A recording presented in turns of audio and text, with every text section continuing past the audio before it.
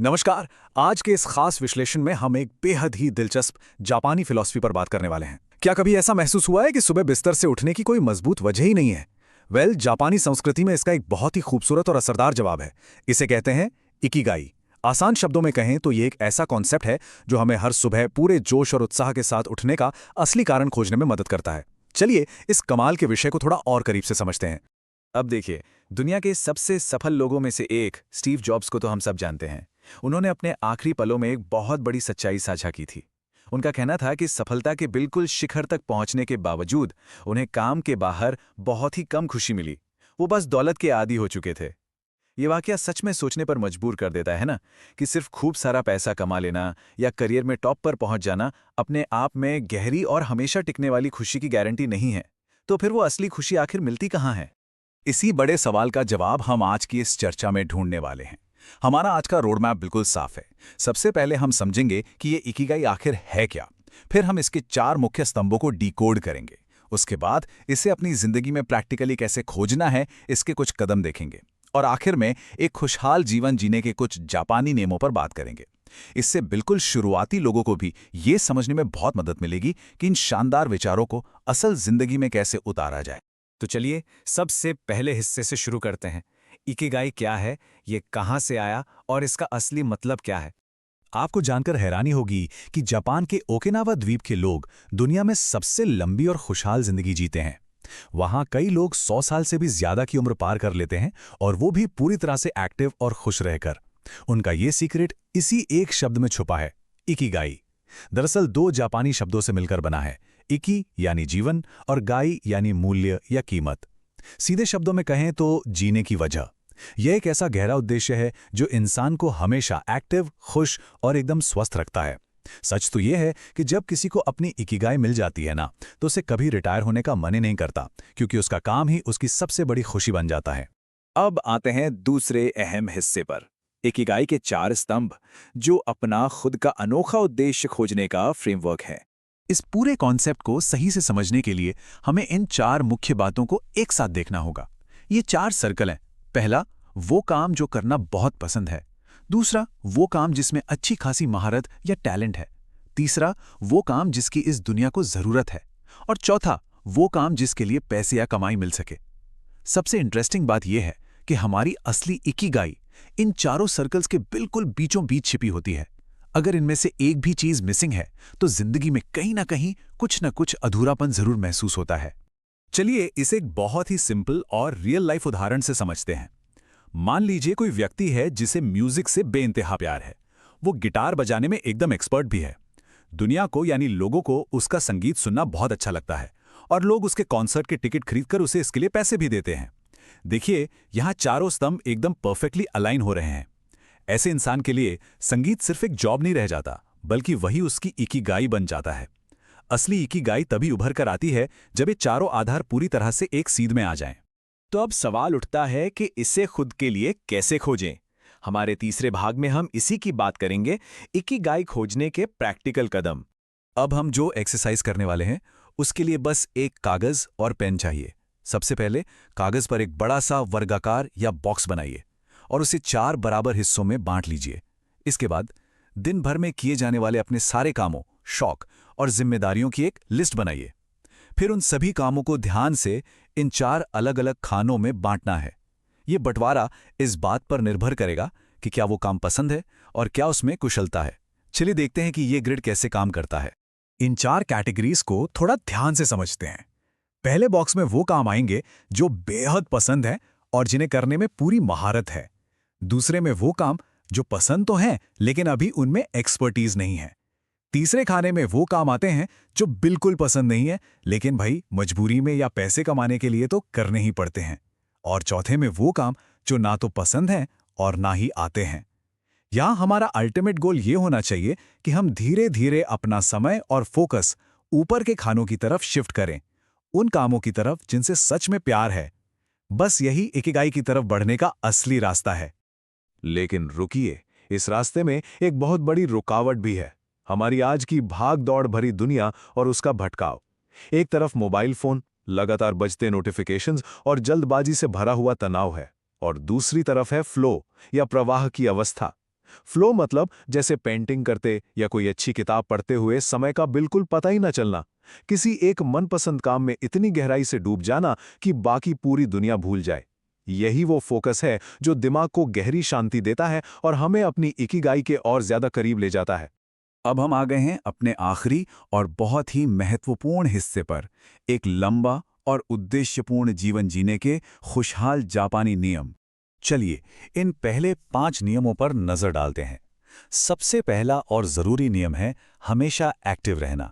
जैसा कि हमने पहले कहा, जापानी संस्कृति में रिटायरमेंट का कोई खास मतलब नहीं होता। लोग उम्र भर वो काम करते हैं जो उन्हें अंदर से खुशी देता है। दूसरा है जल्दबाजी से बचना। भाई, जिंदगी को थोड़ा ठहर कर महसूस करना भी तो जरूरी है। तीसरा नियम बड़ा ही कमाल का है, जिसे वो हरा हाची बू कहते हैं। इसका मतलब है कि खाते समय अपना पेट सिर्फ 80% ही भरें। इससे शरीर लंबे समय तक एकदम फिट और स्वस्थ रहता है। इसके साथ ही अच्छे और सच्चे दोस्तों की संगत और खुद को शारीरिक रूप से फिट रखना भी एक शानदार जीवन का बेस है। बाकी के 5 नियम भी उतने ही आसान और असरदार हैं। अक्सर मुस्कुराने की आदत डालना बहुत जरूरी है। इससे आसपास का माहौल भी पॉजिटिव रहता है। इसके अलावा हर दिन कुछ समय प्रकृति के बीच खुले आसमान के नीचे बिताना चाहिए। उन छोटी छोटी चीजों के लिए दिल से धन्यवाद देना चाहिए जो हमारे जीवन को इतना आसान बनाती हैं। और हाँ, बीते हुए कल पर पछतावा करने या भविष्य की चिंता में घुलने के बजाय हमें आज में यानी बिल्कुल इस पल में जीना चाहिए। और सबसे आखिर में, जब अपनी इकिगाई मिल जाए तो उसका पूरी ईमानदारी और शिद्दत से पालन करना चाहिए। तो जाते जाते एक बहुत ही गहरा सवाल हम सबके सामने आता है, क्या हमें सुबह उठने का अपना सच्चा कारण मिल गया है? हम सभी को अपनी इस डेली रूटीन पर थोड़ा ठहर कर विचार करना चाहिए। देखिए, इकिगाई कोई ऐसी चीज नहीं है जो रातों रात मिल जाए। ये खुद को पहचानने की एक लंबी लेकिन बहुत ही खूबसूरत यात्रा है। आज के इस विश्लेषण में हमने जो भी कदम और नियम साझा किए हैं, उनका इस्तेमाल करके आज ही अपने उस खास उद्देश्य को खोजने की शुरुआत की जा सकती है। हमेशा याद रखिए, एक सार्थक और खुशहाल जीवन जीने की कला कहीं बाहर नहीं बल्कि हमारे ही भीतर छिपी है। बस उसे बाहर लाने की देरी है। जरा एक ऐसी जगह की कल्पना कीजिए जहां मतलब रिटायरमेंट नाम का कोई शब्द ही नहीं है। बिल्कुल। एक ऐसी जगह जहां 100 साल के बुजुर्ग भी रोज सुबह उठकर अपने बगीचे में काम करते हैं और उनका फिटनेस लेवल दुनिया के ज्यादातर 30 साल के युवाओं से भी बेहतर है। क्या बात है। हाँ, मतलब जहां पश्चिमी देशों में 60 वर्ष से ऊपर के लोगों का सामान्य BMI जो बॉडी मास इंडेक्स होता है वो 26 या 27 होता है, वहीं इस जगह के बुजुर्गों का BMI 18 से 22 के बीच रहता है, जो कि बहुत ही स्वस्थ माना जाता है। बिल्कुल। और देखिए, ये कोई काल्पनिक कहानी नहीं है। आज की हमारी इस विस्तृत चर्चा का मुख्य विषय यही है। आज हम जापान के ओकिनावा द्वीप के लोगों के रहन सहन और इकिगाई नाम के उस जापानी दर्शन की गहराइयों में उतरेंगे जिसने पूरी दुनिया के वैज्ञानिकों को हैरान कर रखा है। और इस दिलचस्प विषय को समझने के लिए आज हमारे पास जो स्रोत सामग्री है उसमें हेक्टर गार्सिया और फ्रांसेस्क मिरालिस की बहुत ही प्रसिद्ध किताब इकिगाई शामिल है। इसके अलावा हम हाँ, वो नीले कवर वाली किताब ना। बिल्कुल।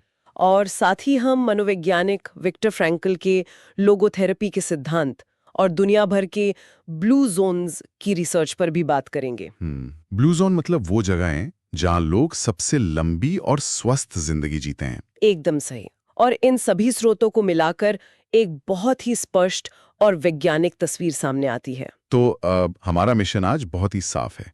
हम इन जटिल दार्शनिक और मनोवैज्ञानिक विचारों को सरल व्यवहारिक कदमों में तोड़ने वाले हैं ताकि कोई भी इंसान अपने लिए एक स्पष्ट उद्देश्य और खुशी पा सके। जी, अक्सर हम जीवन को एक ऐसे पजल या पहेली की तरह देखते हैं जहां हम गलत टुकड़ों को जबरदस्ती फिट करने की कोशिश करते हैं। हाँ, जो कि बहुत तनावपूर्ण होता है। बिल्कुल। लेकिन जापानी दृष्टिकोण उन टुकड़ों को खोजने के बारे में है जो स्वाभाविक रूप से एक दूसरे से जुड़ते हैं। तो चलिए इस गुत्थी को सुलझाते हैं। सबसे पहले बात करते हैं इकिगाई की।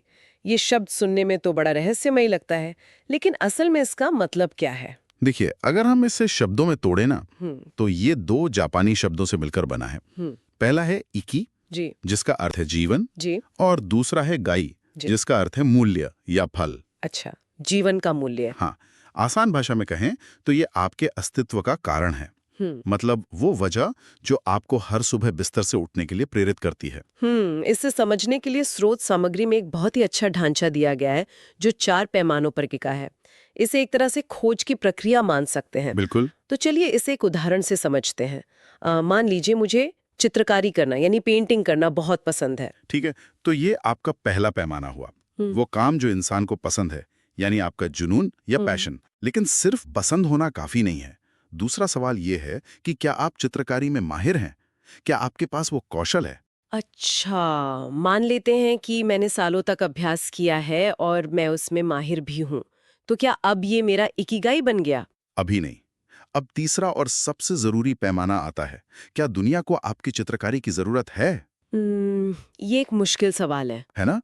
और चौथा पैमाना, क्या इस काम से आपकी कमाई हो सकती है? तो मतलब अगर मैं माहिर हूँ और मुझे ये काम पसंद भी है, लेकिन दुनिया को इसकी जरूरत नहीं है या इससे मेरी आजीविका नहीं चलती, तो आप खुश तो रहेंगी, लेकिन एक खालीपन हमेशा महसूस होगा। वो महज एक शौक बन के रह जाएगा। इकिगाई इन चारों चीजों यानी जुनून, कौशल, दुनिया की जरूरत और आजीविका, इन चारों के बीच एक सटीक संतुलन बनाने का नाम है। मैं यहाँ थोड़ा असहमत होना चाहूंगी। मतलब कागज पर ये सब सुनना बहुत आदर्श और प्रेरणादायक लगता है, लेकिन क्या जीवन का एक महान उद्देश्य खोजना बहुत भारी और तनावपूर्ण नहीं लगता? मेरा मतलब है हर किसी को तो दुनिया बदलने वाला कोई बड़ा मिशन नहीं मिल सकता ना। क्या ये विचार अनावश्यक दबाव पैदा नहीं करता? ये बहुत ही लाजमी सवाल है और ज्यादातर लोग यही गलती करते हैं।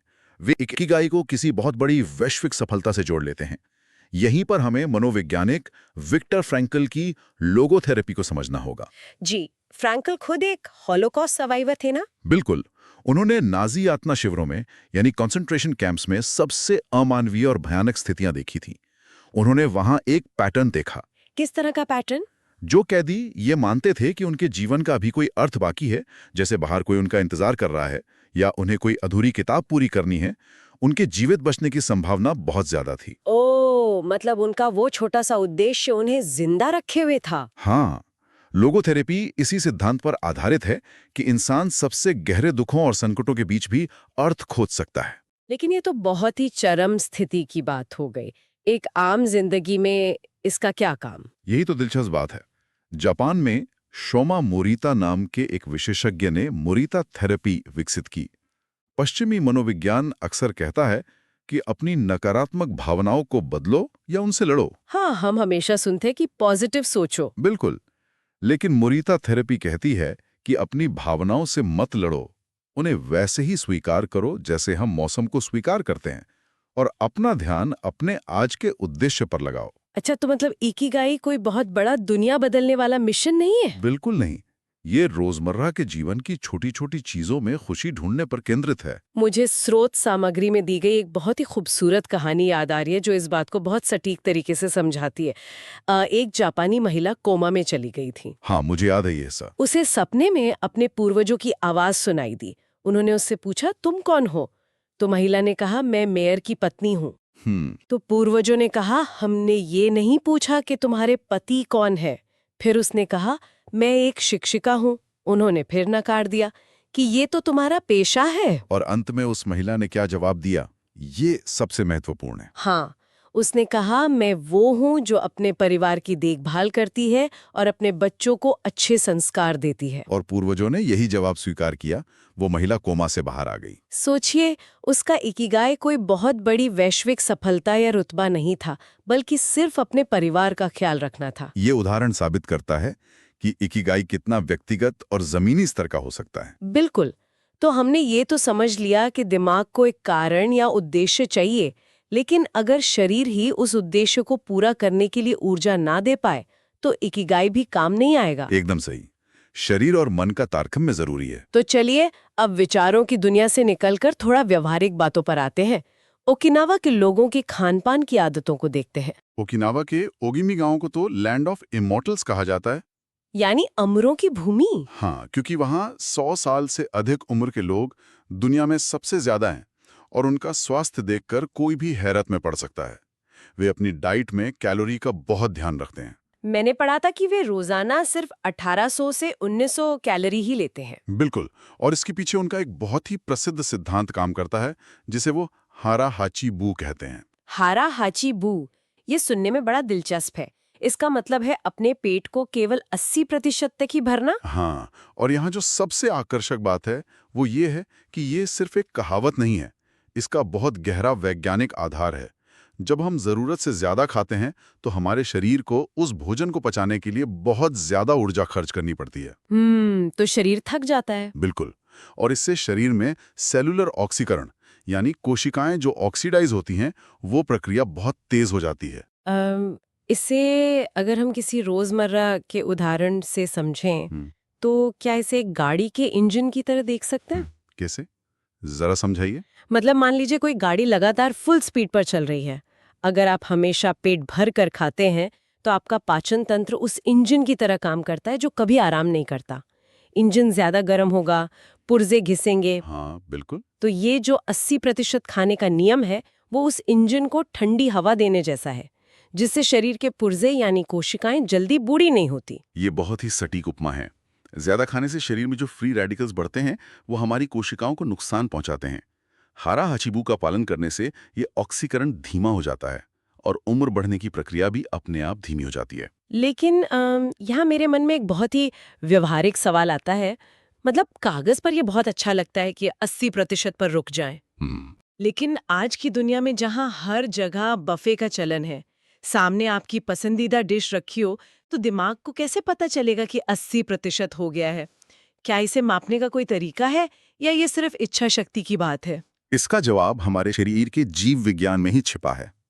विज्ञान बताता है कि पेट भरने का संकेत हमारे पेट से दिमाग तक पहुंचने में लगभग 20 मिनट का समय लेता है। अच्छा। तो इसका मतलब जब हमें लगता है कि हमारा पेट 80% भर चुका है, तब असल में वो 100% भर चुका होता है। बस दिमाग को अभी तक वो संदेश मिला नहीं होता। बिल्कुल, ये एक बहुत बड़ा आहा मोमेंट है। इसीलिए ओकिनावा के लोग बहुत धीरे धीरे खाना खाते हैं।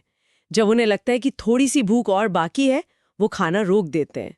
क्योंकि उन्हें पता है कि अगले 20 मिनट में उनका दिमाग उन्हें बता देगा कि पेट पूरी तरह भर चुका है। एकदम सही। स्रोत सामग्री में 104 वर्षीय गोजेई शिंजिता जी का जिक्र है, जो इसका एक बेहतरीन उदाहरण है। हाँ, वो इतनी उम्र में भी अपना सूप खुद बनाती हैं। और सबसे दिलचस्प बात यह है कि खाना खाने से ठीक पहले वो उस सूप के प्याले को देखती हैं और किसी प्रार्थना की तरह हारा हाची बू बुदबुदाती हैं। ये तो एक तरह का सचेत अभ्यास हो गया। मतलब एक तरह की माइंडफुलनेस जो उन्हें खाने से पहले ही याद दिला देती है कि कब रुकना है। जी। इसके अलावा उनकी डाइट में कुछ खास चीजें होती हैं। बैंगनी रंग के शकरकंद उनके भोजन का एक बहुत बड़ा हिस्सा हैं, जो एंटीऑक्सीडेंट से भरे होते हैं। हरी सब्जियां, समुद्री शैवाल, और वो दिन में कई बार जैस्मीन टी या ग्रीन टी पीते हैं। इन चाय में कुछ खास होता है क्या? हाँ, इनमें कैटेचिन नाम का तत्व होता है, जो दिमाग को शांत रखता है और कोशिकाओं को जवां बनाए रखता है। लेकिन एक बात बताइए, अगर हम बहुत अच्छी डाइट ले रहे हैं, 80% ही खा रहे हैं, लेकिन हम अकेले हैं और बहुत तनाव में हैं, तो क्या ये खान पान पूरी तरह से काम आएगा? बिल्कुल नहीं। मतलब शरीर को पोषण तो मिल गया, लेकिन अगर सामाजिक ताना बाना नहीं है तो क्या होगा? यह एक बहुत ही महत्वपूर्ण पहलू है। आज के दौर में जहां हर इंसान डिजिटल दुनिया में हजारों लोगों से जुड़ा है, फिर भी अकेलापन एक महामारी की तरह क्यों फैल रहा है? हाँ, ये एक बहुत बड़ा विरोधाभास है। विज्ञान बताता है कि अकेलापन और सामाजिक अलगाव हमारे शरीर में कॉर्टिसोल नाम का तनाव हार्मोन बहुत बढ़ा देता है। कुछ रिसर्च तो यहाँ तक मानती हैं कि लंबे समय तक अकेलापन झेलना दिन में 15 सिगरेट पीने जितना ही नुकसानदेह हो सकता है। बाप रे, ये सच में डराने वाला आंकड़ा है ना? आज की जो हमारी भागदौड़ वाली संस्कृति है, जहाँ हर कोई बस भाग रहा है, वहाँ अकेलेपन में होने वाली मृत्यु, जिसे जापानीज में कोदोकुशी कहते हैं, ये एक बहुत बड़ी समस्या बन गई है। तो ओकिनावा के लोग इस समस्या से कैसे निपटते हैं? इसका जवाब उनके मोआई कंसेप्ट में छिपा है। मोआई का मतलब है दोस्तों का एक ऐसा समूह जो जीवन भर एक दूसरे का साथ निभाता है। बचपन के दोस्त? हाँ, और दिलचस्प बात यह है कि इसका मूल कारण सामाजिक नहीं बल्कि आर्थिक था। शुरुआत में गांव के किसान मुश्किल वक्त में संसाधनों को इकट्ठा करने के लिए ऐसे समूह बनाते थे। अच्छा, तो एक तरह की आर्थिक मदद के लिए शुरू हुआ था। जी, लेकिन आज ये एक ऐसा सपोर्ट सिस्टम बन गया है जहां लोग नियमित रूप से मिलते हैं, अपने सुख दुख बांटते हैं और जरूरत पड़ने पर आर्थिक मदद भी करते हैं। स्रोत सामग्री में एक 77 वर्षीय महिला का उदाहरण है। क्लोजुक मन्ना। हाँ, क्लोजुक मन्ना।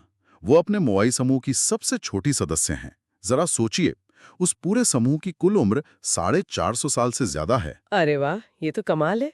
वो कहती हैं कि ये जानना कि मुश्किल वक्त में कोई आपके साथ खड़ा है, जीवन को बहुत आसान और तनाव मुक्त बना देता है। यहाँ मामला सच में बहुत दिलचस्प हो जाता है।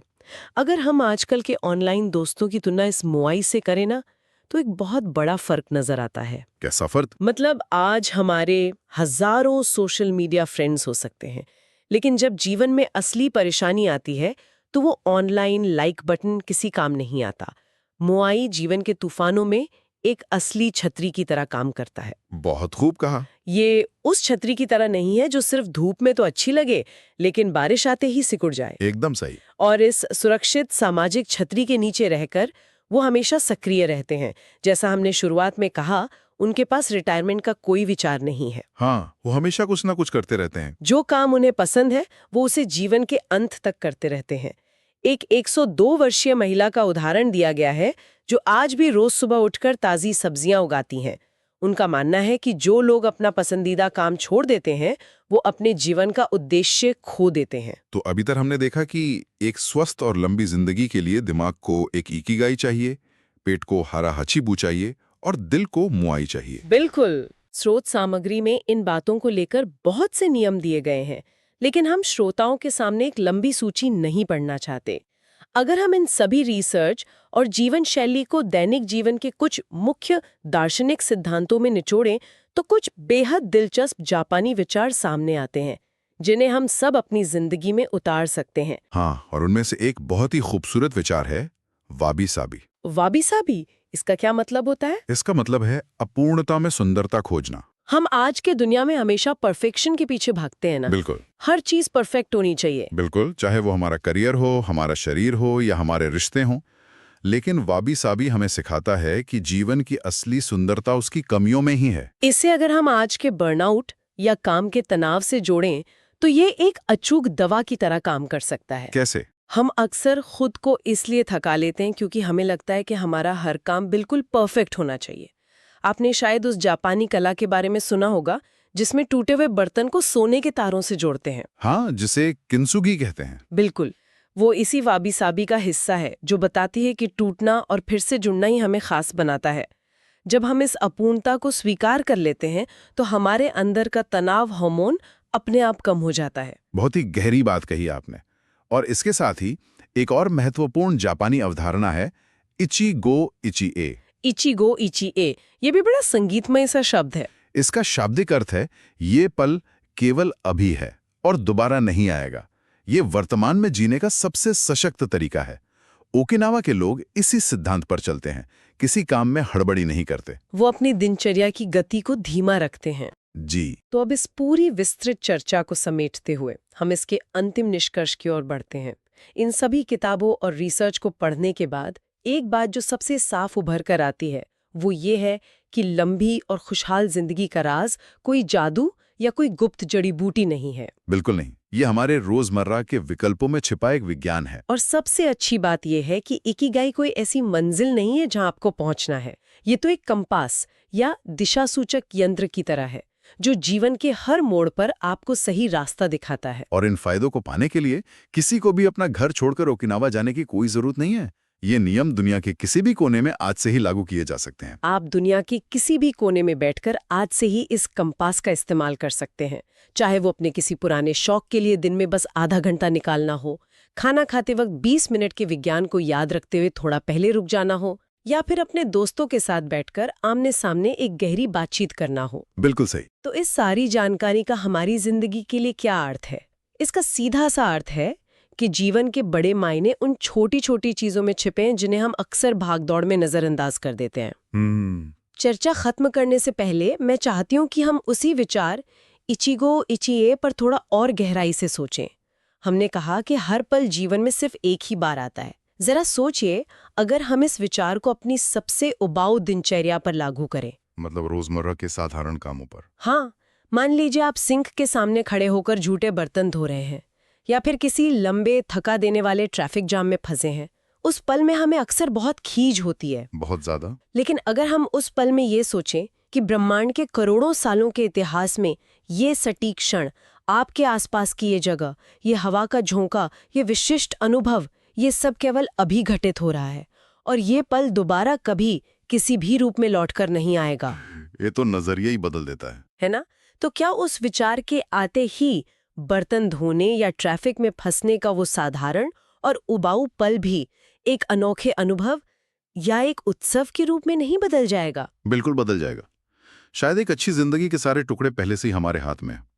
हमें बस थोड़ा सा ठहर कर, उन्हें सही नजरिया देकर आपस में जोड़ने की जरूरत है। और जब वो सारे टुकड़े सही तरीके से बिना किसी जबरदस्ती के जुड़ जाते हैं तो जो तस्वीर उभर कर आती है वही आपका इकिगाई है। क्या बात है। इसी खूबसूरत विचार के साथ हम आज के इस विस्तृत चर्चा को यहीं विराम देते हैं। अपने आसपास के पलों को महसूस कीजिए, अपने इकिगाई को खोजते रहिए और सबसे जरूरी बात, बिना किसी हड़बड़ी के मुस्कुराते रहिए।